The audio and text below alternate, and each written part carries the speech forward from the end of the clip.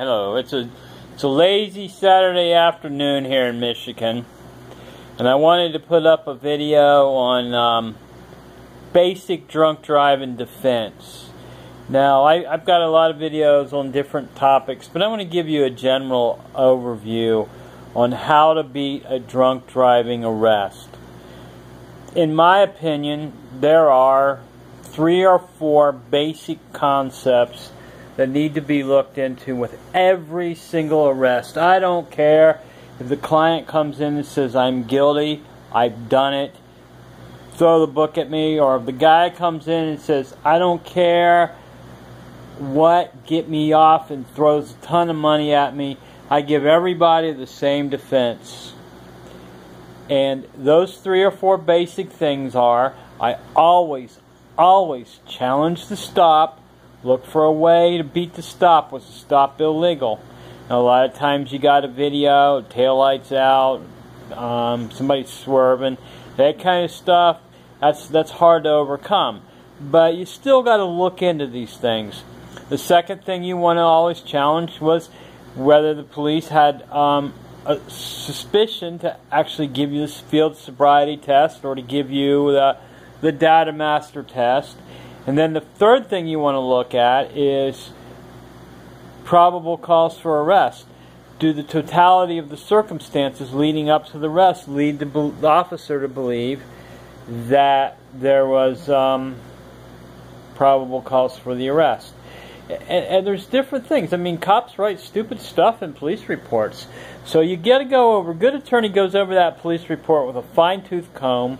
A good attorney gets a video of the arrest and checks it out. A good attorney will give you a thorough interview and any witnesses that were in the car or standing by or whatever. I mean, this is your life here.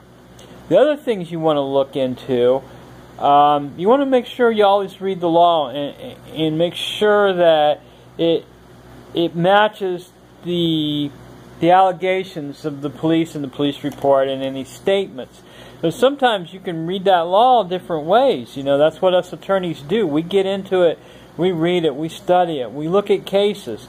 So that's always something a little extra that a good drunk driving attorney should be doing, is double checking the law. I know we get to read the law, we read it like 10, 12 times, and we think we know it, but I always read the law on every case. I mean, no matter what. I look at what they've been charged with and I look up the statute. It only takes 5 minutes.